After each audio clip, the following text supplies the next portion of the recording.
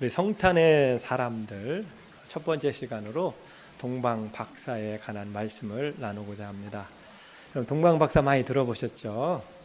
동방박사가 몇 명이 왔을까요? 우리는 보통 3명으로 알고 있는데 성경에는 3명이라는 말은 없죠. 다만 추측하는 것은 그 아기 예수님께 드린 선물이 3가지였죠. 황금과 유향과 모래약이었기 때문에 3사람이 그 선물을 드렸을 것이다 생각해서 3명이라고 생각합니다만 성경에는 3명이라는 말은 없고요. 어떤 분들은 7명, 12명까지 얘기하는 분들이 있어요. 왜냐하면 먼 거리에서 여행을 왔기 때문에 소수의 사람들이 아니라 여러 사람들이 왔을 수 있다라는 겁니다. 이 동방은 어디를 말할까요? 이 동방이란 뜻은 문자 그대로는 해가 뜨는 땅, 해가 뜨는 곳이라는 말입니다. 동쪽에 해가 뜨잖아요. 그래서 해가 뜨는 땅이라는 의미를 갖고 있어요. 이게 박사들이라고 표현하면 성경에는 박사라는 표현을 쓰지 않고 지혜자, 와이즈맨이라는 그런 표현을 쓰고 있습니다. 그러니까 지혜자들. 이 지혜자들 또는 성경에는 점성술가라고도 표현하고 있는데 오늘 단순히 그냥 점을 치고 하는 그런 무당 그런 개념이 아닙니다. 이 당시 지혜자들은요, 그 당시에 가장 공부를 많이 한 최고의 학문하는 사람들입니다. 우리 다니엘서를 보면 다니엘 시대에 어떤 왕이 꿈을 꾸잖아요. 꿈이 너무 심란하니까 꿈을 해석하기 위해서 그 페르시아 제국에 있는 지혜자들을 다 모으죠. 뛰어난 사람들을 모아놓고 자기의 꿈을 설명하고 해석해 달라는 부탁을 하잖아요. 그만큼 왕들의 신임을 얻고 왕이 어려움을 당했을 때에 자문을 구했던 수준이 높은 사람들입니다. 하늘의 별을 연구하고 세상에 돌아가는 그 꿈을 해석한다는 건 굉장히 많은 공부가 필요한 사람입니다. 그 당시 페르시아 시대 대제사장 계급이라든지 고위 관료를 겸하는 그런 높은 사람들이었을 것이라는 것이죠.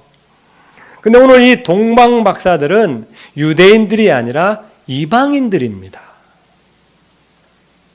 이스라엘 백성들조차도 메시아의 탄생을 알지 못했는데 어떻게 그 이방 사람들이 그것도 가까운 거리가 아닌 먼 거리에서 별을 보고 찾아올 수 있었을까? 예수님이 탄생했을 때 예수님의 탄생을 안 사람은 굉장히 적죠. 예수님의 어머니와 아버지 요셉 두 분과 들에서 양을 치는 목자들이 와서 예수님께 경배를 했습니다. 거의 손가락에 꼽을 만큼 소수의 사람들만 알고 있었어요. 사실 예수님의 어머니와 마리아도 천사가 알려졌기 때문에 안 것입니다. 들에 있는 목자들도 천사들이 알려졌기 때문에 알아서 아기 예수님께 경배한 거예요. 이 동방박사들은 다릅니다. 이 동방박사들은 그들이 공부하고 또 세상의 별을 보면서 메시아가 나오겠다라는 것을 미리 알고 먼 거리를 찾아 스스로 온 사람들이라는 면에서 다른 분들과는 다른 분들입니다. 어떻게 이 이방 사람들이 별을 보고 그 예루살렘까지 찾아올 수 있었을까? 대체 그들은 어떻게 메시아를 알고 메시아가 탄생한다는 걸 알고 왔었을까? 그리스도의 별, 성경에 나오는 말일까요? 별을 보고 왔는데 성경에 별 이야기가 나올까? 민수기서 24장 17절 말씀입니다. 내가 그를 보아도 이때 일이 아니며 내가 그를 바라보아도 가까운 일이 아니로다. 한 별이 야곱에게서 나오며 라는 표현이 나옵니다. 한 별이 야곱에게서 나온다. 이미 구약시대 때에 메시아에 예언된 말씀입니다. 한 별이 야곱, 이스라엘 민족에게서 나올 거라는 예언이 있었다는 거예요. 이 동방박사들은 이 메시아의 별에 대한 이야기를 알고 있었을 것이라는 거죠. 그러면 이 유대인들이, 이방인들이 어떻게 이 그리스도의 별을 알고 있었을까? 지금 우리가 성경은 흔한 책이지만 그 당시에는 성경은요, 제사장들만, 서기관들만, 그 왕들만 갖고 있는 특별한 책들이었거든요. 그런데 이방인들이 어떻게 메시아의 별을 알고 있었을까? 이분들은 동방, 바벨론인, 페르시아 땅에서 온 사람들입니다. 거기에는요, 예전에 이스라엘 백성들이 포로로 끌려갔던 땅이에요. 그 중에 누가 있었습니까? 다니엘이 있었어요. 여러분 아시겠지만 다니엘은 아주 공부를 많이 해서 굉장히 뛰어나신 분입니다. 얼마나 뛰어났냐면 그 왕이 꿈을 꾼 내용을 알고 꿈 내용까지 해석한 사람 아니겠습니까? 그가 페르시아 사람들보다 10배나 뛰어난 능력을 갖고 있었다고 성경을 말합니다. 그래서 왕이 꾼 꿈을 해석하니까 왕이 그를 높였죠. 다니엘서 2장 48절 말씀입니다.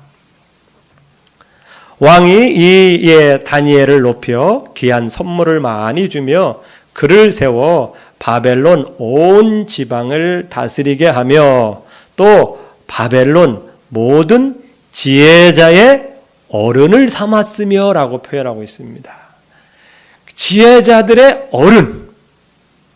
이 지혜자들 그 당시 최고의 학문을 한 사람들인데 그 사람들의 어른이 되었다고 하면 이 다니엘이 굉장히 뛰어난 실력을 갖고 있었다는 것이죠. 그리고 이 지혜자들을 또 가르치기도 하고 함께 대화를 하면서 분명히 자기들이 받은 구약 성경에서 줄곧 내려오던 메시아의 별을 얘기했을 거라는 거죠. 왜냐하면 그들은 별을 연구하는 사람들이기 때문에 자연스럽게 앞으로 이 땅에 큰 별이 나타날 텐데 그 별이 이 땅을 구원할 메시아일 거다라는 이야기를 나눴을 것이라는 거죠.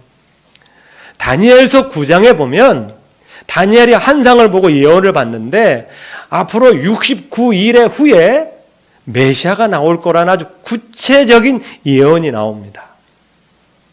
69일에, 일이라는 건 주를 말하는 거죠.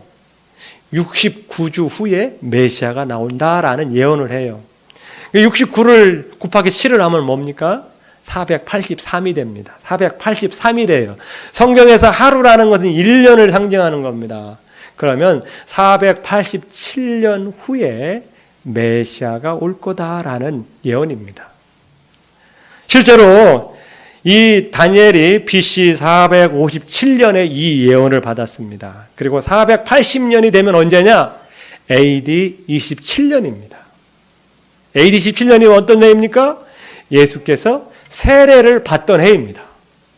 세례를 받으면서 공식적으로 사역을 시작한 해가 AD 27년인데 다니엘서 9장에 보면 정확하게 69일의 후에 메시아가 나올 거라는 예언을 한 거죠. 그러니까 성경의 예언이 대단한 겁니다. 아마 이 다니엘은 지혜자들과 어울리면서 자기가 받았던 예언의 말씀도 함께 나누었을 것입니다. 오늘은 동방 박사들은 지혜자들인데 그 당시의 문화로는 지혜자는 지혜자의 자녀들이 계속 나옵니다. 제사장은 제사장들이 나오듯이 이 당시의 문화로는 이 지혜자들은 또 지혜자들을 후손들을 낳게 되는 것이죠. 그렇다고 그러면 이 동방에서 온 박사들은 다니엘의 후손들일 수도 있고 다니엘은 페르시아 땅에 살다가 죽었기 때문에 안 왔지 않습니까? 그리고 또 다니엘로부터 배운 지혜자들이 또 전수해서 내려온 것을 후에 그 동방 박사들이 그 소식을 알고 별을 연구하다가 정말로 우리 조상들한테 배운 별이 나타나는 거예요. 특별한 별이 나타나는 거예요. 그리고 시간대를 계산해 보니까 어느 정도 이게 일치가 맞는 거예요. 그래서 그들은요 그 여행을 떠난 겁니다. 여행의 시간이 얼마나 걸렸을까요? 우리는 정확하게 알 수 없지만 2장 16절을 보시기 바랍니다. 2장 16절 함께 읽겠습니다. 이에 헤롯이 박사들에게 속은 줄 알고 심히 노하여 사람을 보내어 베들레헴과 그 모든 지경 안에 있는 사나의 아이를 박사들에게 자세히 알아본 그때를 기준으로 하여 2살부터 그 아래로 다 죽이니. 왜 2살부터일까요?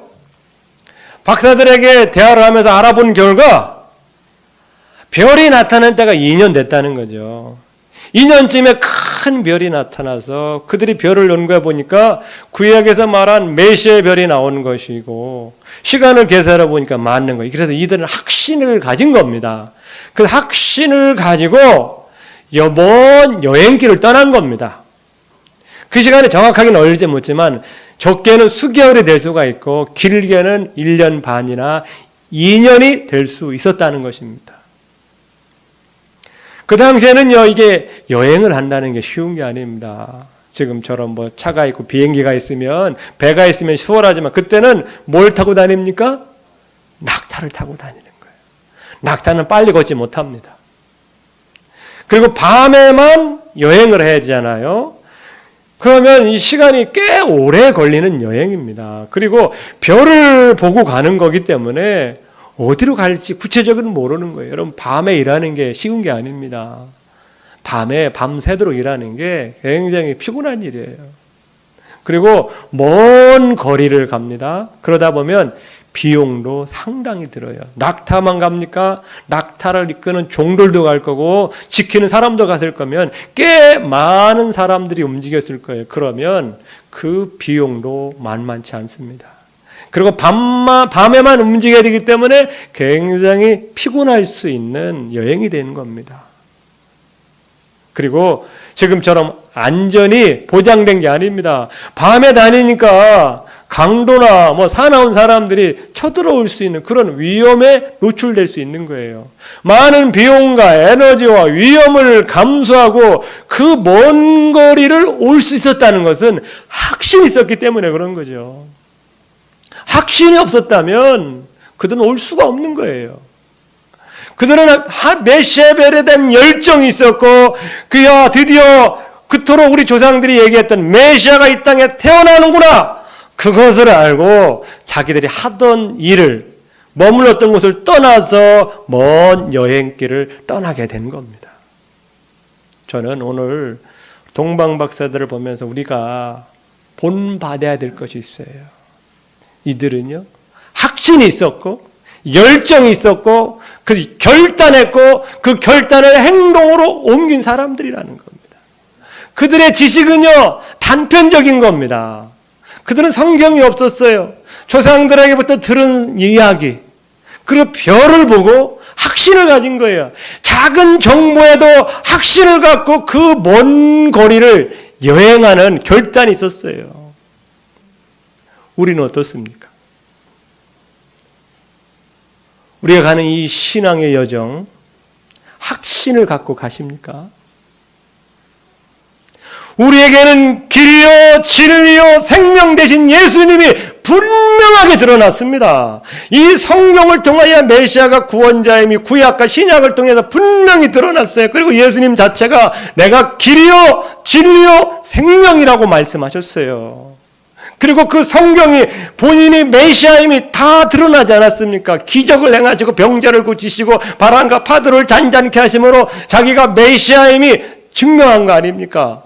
이보다 더 확실한 증거가 어디 있습니까? 이런 확신을 가지고 우리는 이 신앙의 길을 확신과 열정과 기쁨으로 가야 되지 않을까요?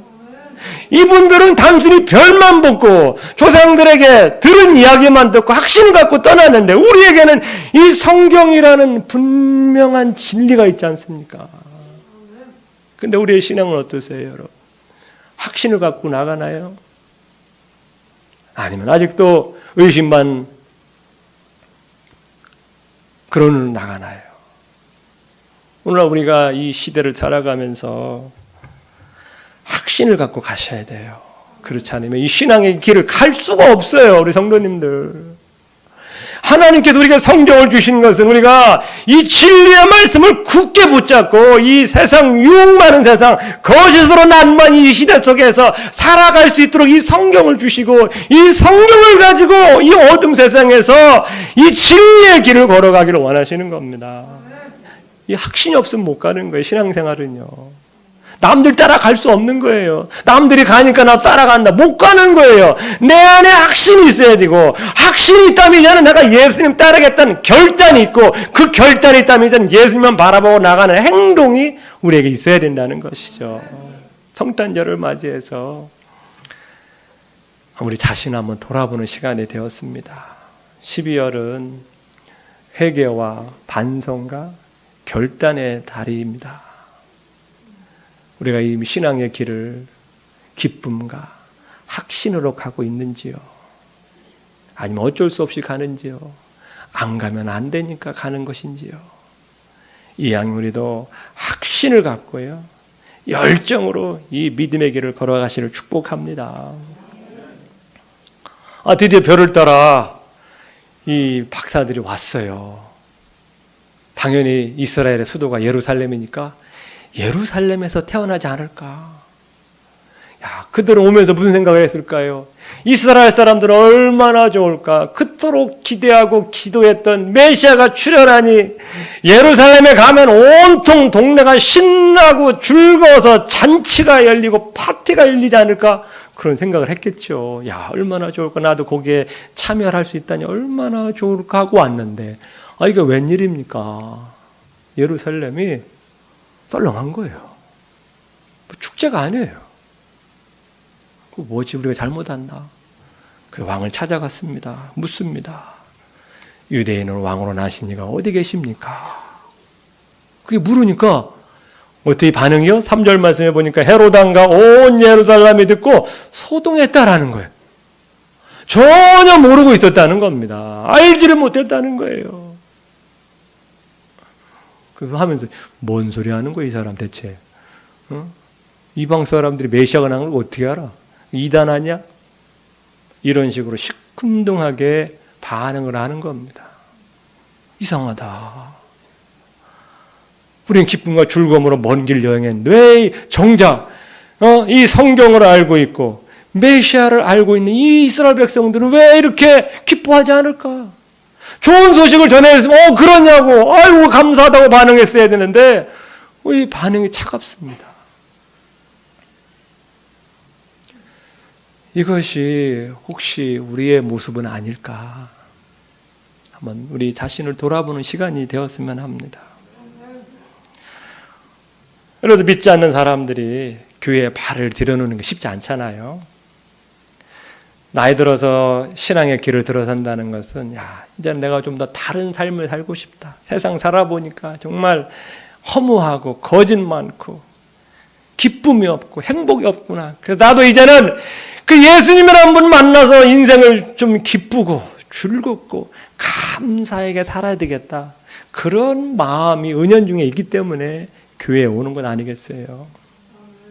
그죠? 그 사람들 괜히 오게서 바쁜데 뭔가 필요를 느끼고 세상에는 얻을 수 없는 그런 좋은 것을 얻기 위하여 교회에 발을 들여놔요. 그리고 믿지 않는다는 생각하기를 우리 교회 다닌 사람들은 그들이 만난 하나님이라는 분, 예수님이라는 분을 믿고 있으니까 신나고 즐겁고 행복하게 신앙생활을 하지 않을까? 그런 기대를 갖지 않을까요? 세상에 믿지 않는 사람들과는 다른, 세상에서는 만날 수 없는 그런 신앙인들을 기대하고 아마 교회에 올 것입니다. 교회는 다르겠지. 세상은 서로 이렇게 물고 뜯고 서로 못 죽여서 안다는데 교회는 세상과는 다르겠지 하는 이런 기대감이 있습니다. 그런데 와서 보니 어때요? 교회 다니나 안 다니나 큰 차이가 없네. 세상과 똑같네. 오히려 세상 사람들이 더 낫네. 세상 사람들은 술이라 먹고 그러냐. 서로 쌓인 거 풀기라도 하지. 교회는 한번 원수가 되면 풀리지가 않네. 사랑 이야기하면서 사랑은 전혀 보이지 않네. 이런 모습을 보면서 실망하지 않을까. 지금 동방 박사들은 예루살렘에 대한 기대감이 있었어요. 그들은 성경을 알고 제사장이 있고 서기관들이 있었기 때문에 분명히 예수님을 알고 있었고 탄생을 알고 있지 않습니까? 그러면 이들은 너무 신이 나고 즐겁고 파티를 할 텐데 오히려 반대의 모습을 보이고 있으니 얼마나 기가 찰 노릇입니까? 세상 사람들이 우리 믿는 자들의 모습을 보고 야, 저들은 우리보다 다르겠지.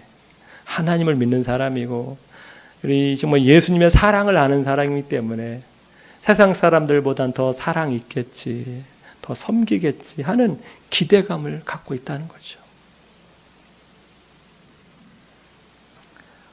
이것은 우리에게 어떻게 보면 참 우리도 뭐 세상 사람들 일반 다를 게 없잖아요. 그러나 세상은 그렇게 보고 기대하고 있다는 것이죠. 교회는 다르겠지, 믿는 사람들은 다르겠지라는. 그런데 실제는 어떻습니까?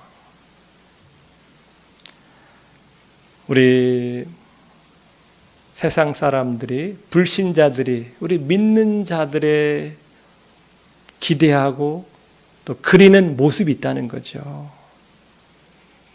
우리는 전도하려고 굉장히 애를 쓰죠. 나를 통해서 누군가가 천국에 가는 것 얼마나 귀한 일입니까? 나의 도움으로, 나의 전도로, 나의 섬김으로, 나의 사랑으로 그들이 마음의 문을 열고 천국 가면 얼마나 귀한 일입니까? 우리가 그런 삶을 사셔야죠. 반대로 우리가 다른 사람을 지옥 가게 해서는 안 되겠죠. 우리가 일부러 뭐 그들을 지옥으로 데려가는 건 아니잖아요.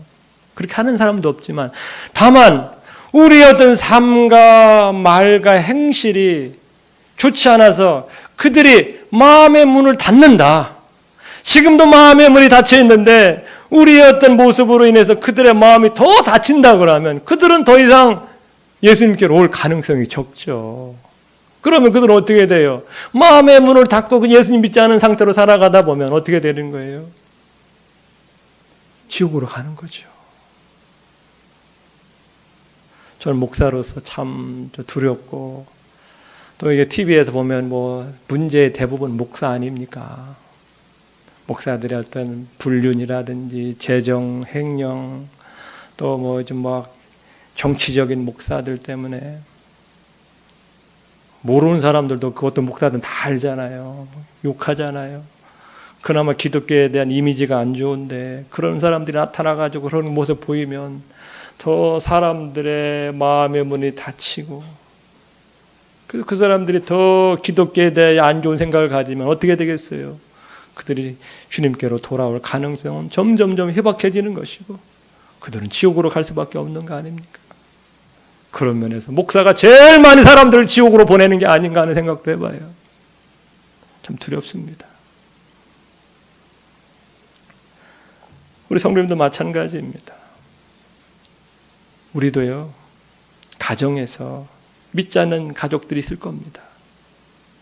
그들은 기대하고 있어요. 교회 나가니까 다르겠지, 변화되겠지, 옛날과는 다르겠지 하는 기대감이 있어요. 은연중에 본인들은 바뀌지 않지만 교회에 나가는 사람들에 대한 기대감이 있다는 거예요. 그런데 기대감을 가졌는데요, 좋지 않은 말과 행실을 한다면 어떻게 더 마음의 문이 닫힐 수 있다는 거예요. 그것 때문에 그들이 주님께로 안 돌아오면 어떻게 지옥 가는 거 아니겠어요? 직장에서도 마찬가지고 우리 믿는 자들이 정말 경각심을 갖고 들어야 될 말씀이 아닌가 생각이 들어요. 이방인들은 그 별 보고 신나서 즐겁게 왔는데 정작 즐거워하고 신나고 기뻐해야 될 그 예루살렘 사람들이, 이스라엘 사람들은 그렇지 않으니 지금 바쁜데 왜 오냐는 식으로. 여러분, 예수님께서 조만간에 재림하신다면 다들 좋아하시겠죠? 어떠실 것 같아요? 아, 나 지금 할 일도 많은데 해야 될 많이 바쁜데 왜 오셔? 아마 이렇게 반응한 분들이 꽤 있을 거예요. 야, 정말 너무 좋다, 예수님 오셔 너무 좋다라고 하기보다는 아닌데 나 이게 지금 뭐 돈 많은 것도 쓰고 여행도 하고 놀러도 다니고 편안하게 즐겁게 살아야 되는데 죽을 때쯤에 오시지 왜 지금 오셔? 이스라엘 백성이나 우리나 큰 차이가 없어요.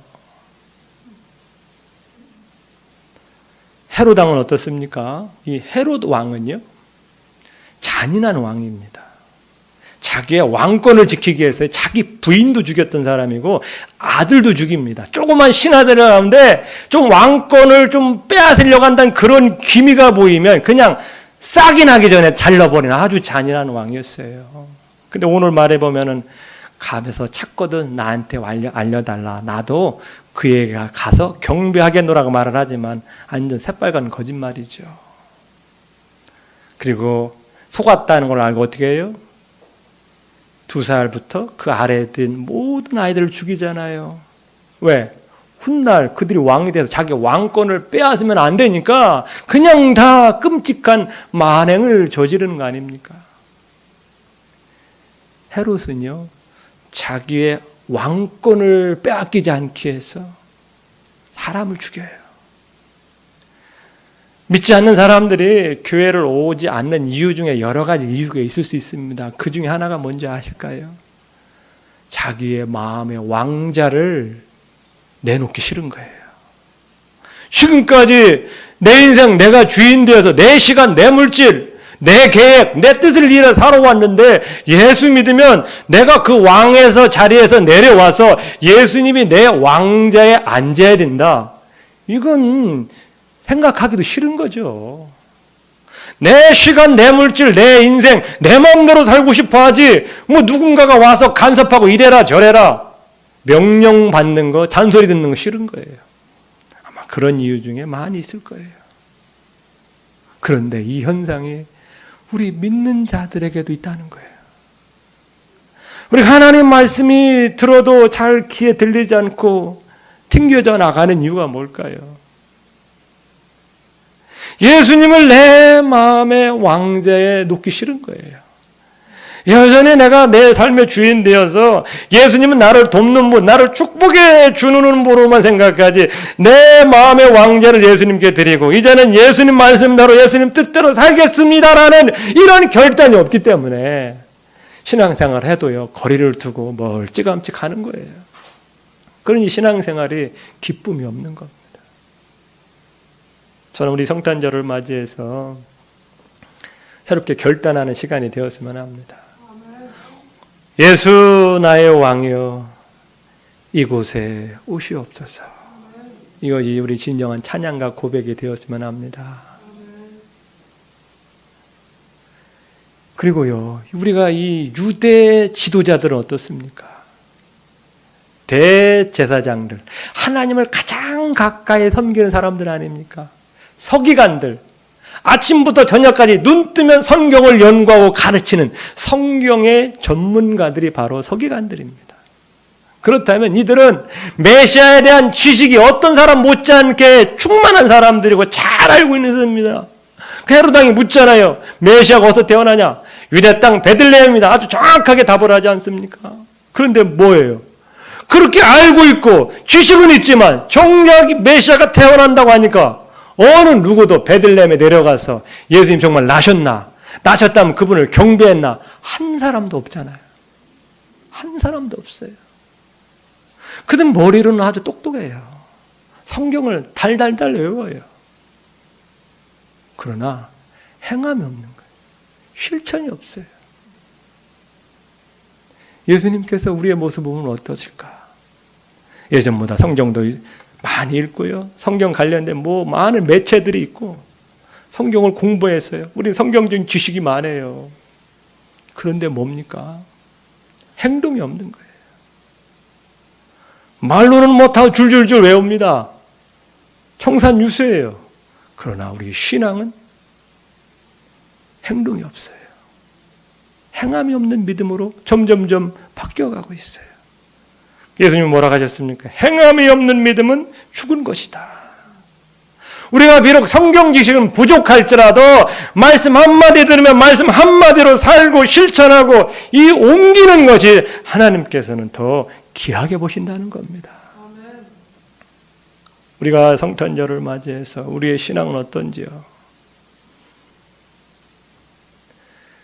이 지도자들의 가장 큰 문제가 무엇입니까? 이스라엘 가장 큰 지도자들이 영적으로 깨어 있어서 그 이스라엘 백성들을 영적으로 바르게 인도해서 메시아가 올 테니 깨어 있어라, 조만간에 오신다라는 것을 알려줬어야 되는데 이들은요 영적인 잠에 빠져버린 거예요. 지도자들이 영적인 잠에 빠지다 보니까 당연히 그 밑에 있는 이스라엘 백성들은 온통 영적인 잠에 빠져 있어서 모르는 거예요. 하나님께서 지도자를 세우신 것은요 특권이면서도 중요한 임무를 맡겨주신 거예요. 너희가 영적인 잠이 아니라 영적인 파수꾼으로 깨어 있어서 예수님 오실 때를 기억하고 그것을 백성들에 가르쳐서 백성들이 예수님 오실 준비를 맞이해라, 이 사명을 주셨는데 영적인 지도자에 다 자빠져 자고 있으니 어떻게 밑에 있는 사람들이 깨어 있을 수 있겠어요? 그런 면에서 담임 목사 역할, 우리 장로님들의 역할이 중요한 거예요. 장로님들께서, 목사들이 깨어 있어서, 먼저 깨어 있어서 성도들을 우리 믿음으로 살아가자 격려하고 힘을 실어주는 게 우리 지도자의 역할인 거예요. 셀 리더, 셀 강사 역할이 바로 그런가 하는 겁니다. 가정에서도요, 부모님들이 영적인 잠에 빠져 있으면요, 그 가정은 불보듯이 뻔한 겁니다. 하나님은 머리를 세워주신 이유는 머리를 통해서 함께 가고자 하는 거예요. 근데 머리가 잠자고 있으면 그 밑에는 다 잠들게 되어 있어요. 여러분, 가정의 자녀들이 믿음으로 든든히 서기를 원하신다면 부모인 우리가 먼저 깨어 있어야 합니다. 부모가 깨어 있지 않고 신앙생활 잘해라, 말일도 안 되는 거, 애들이 말 통하지도 않아요. 이스라엘 백성들이 지금 문제가 뭐냐? 그 문제는 제사장들, 서기관들이 문제였던 거예요. 저도 이런 면에서 자유롭지 못합니다. 하지만 다시 한번 우리가 성탄절을 맞이하여서 우리 신앙인들이 영적인 파수꾼의 자리로 되돌아가셔야 합니다. 파수꾼이라는 건 잠자지 않고 밤에 깨어있는 거잖아요. 쉽지 않습니다. 깨어있는다는 게. 새벽에 깨는 게 쉬운 게 아니에요. 다 자고 싶고 편하고 싶고 따뜻하게 눕고 싶지, 누가 이 새벽에 찬 바람을 쐬면서 교회에 나와 기도하고 싶겠어요? 누가 원하고 싶겠어요? 그러나 그게 역할이라는 겁니다. 그 일을 위해서 부름받았다는 것, 세워지고 직분을 받았다는 것. 우리 권사님도 왜 권사님 직분 주신 줄 아세요? 왜 주셨어요? 깨워 기도하라고 주신 거예요. 깨워 기도하라고. 장로님도 왜 장로의 직분을 주셨어요? 기도하라고 주신 거예요. 셀리도 왜 셀리도 세우셨어요? 깨워 기도해서 사람들 잘 돌보라고 세워주신 겁니다. 그 쉽지 않은 길이에요. 쉽지 않은 길. 그런데 목사도 잠자고 장로도 잠자고 권사님 잠자봐요. 밑에 있는 성도들은 볼보듯 뻔한 거예요. 한 교회 영적인 깨어있으면요, 우리 위에 있는 지도자들이 얼마나 깨어있느냐에 따라 교회의 영성은 판가름 나는 겁니다.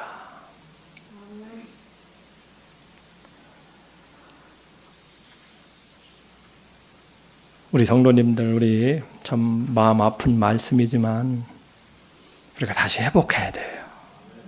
10절 말씀을 보세요. 그들이 별을 보고 매우 크게 기뻐하더라. 하나님께서 우리 다시 성탄절을 맞이해서 우리의 신앙이 다시 한번 기뻐하는 삶이 되기를 원합니다. 기뻐. 예수님이 우리와 함께 계시고 우리 안에 계시면 우리 신앙인들은요, 기뻐할 수 있다는 거예요. 그걸 경험하셔야 돼요. 예수님이 내 안에 계셔서 나를 사랑하시고 나를 이끌어 가신 예수님이 계시면 우리는 기뻐할 수 있다는 거예요. 돈이 들어오면 기뻐하고, 뭐 잘 되면 기뻐하고, 좋은 일 있으면 기뻐할 수도 있지만 가장 기쁨의 근원 되신 예수님이 우리 안에 계시면 우리는 기뻐할 수 있다는 거예요. 이들은 별을 보고 기뻐하고 매우 크게 기뻐했다는 거예요. 별인데도 불구하고. 별 대신 예수님께서 지금 우리 안에 계십니다. 그 우리 예수님께서 내가 너를 떠나지도 않고 버리지도 않겠다고 우리에게 말씀해 주십니다. 그러면 우리는 그 예수님께서 주시는 기쁨으로 인해 기쁨이 충만해야 돼요. 이분들이 오다가 별을 잃은 것 같아요. 왜 잃었는지는 모릅니다. 아마 예루살렘에 오니까 예루살렘의 그 도시의 불빛으로 인해서 별이 안 보일 수 있을 것 같아요. 우리 도심에서는 별이 안 보이잖아요. 시골 가면 그나마 좀 보이는데 가로등 불빛, 여러 가지 불빛 때문에, 세상의 불빛 때문에 하늘의 별이 안 보인 거죠. 그러니까 길을 잃은 거예요. 그러니까 왕에게 찾아간 거예요. 오늘날 우리 신앙인들도요, 예수님 믿고 예수님 별을 보고 쫓아왔는데 어느 날부터인가 세상의 불빛에 별을 잃어버린 거예요. 세상의 즐거움과 세상의 쾌락에 마음이 뺏겨서 그리스도가 언젠간 사라졌어요. 돈을 많이 벌고 이 땅에서 잘 먹고 이런 생각에 세상의 불빛에 그리스도의 별을 잊어버렸어요. 쉽고 편한 길, 이 길을 가는 거예요. 다시 한번 우리가 이 별을 찾아야 합니다. 다시 한번 우리 안에 기쁨이 회복돼야 돼요. 계시록 2장 5절 말씀입니다. 그러므로 어디서 떨어졌는지를 생각하고 회개하여 처음 행위를 가지라. 연말을 맞이해서, 성탄절을 맞이해서 우리는 우리 자신을 돌아봐야 돼요. 내가 지금 이 믿음의 길을 잘 가고 있는지, 아니면 별을 잃고 방황하고 있는 건 아닌지, 예수님을 믿는다고 하지만 내 마음엔 예수님 없고 온통 세상 것이 가득 차 있지는 않은지, 그 세상의 불빛에 예수님을 놓치고 있지는 않은지, 그러면 어디서 떨어졌는지를 잘 보라는 거예요. 뭔가 이유가 있어요. 신앙이 후퇴하고 신앙이 나약해진 데는 이유가 있어요. 그냥 되는 게 아니에요. 뭔가 있기 때문에, 내가 뭔가 내 마음에 세상에 빼앗겼기 때문에 뭔가 이유가 있다는 거예요. 그걸 알고 다시금 회복하기를 원하시는 게 오늘 예수님께서 우리에게 원하시는 겁니다. 예수님 우리를 만나주신 분이 돼 있어요. 우리를 만나주시려고 작정하고 계셔요. 너희가 온 마음으로 나를 찾으면 나를 만나리라 약속해 주셨습니다. 계속해서 이 세상의 길을 따라갈 것인지, 아니면 우리에게 길과 진리를 보여주신 예수님을 따를 것인가, 이 항 우리가 기쁨으로 감사함으로 따르시길 축복합니다. 그걸 원하셔요. 우리는 이 분명한 길이 있지 않습니까? 분명한 예수님이 있지 않습니까? 이 확신을 가졌으면 합니다. 그리고 기쁨과 감사함으로 따르시기를 축복합니다.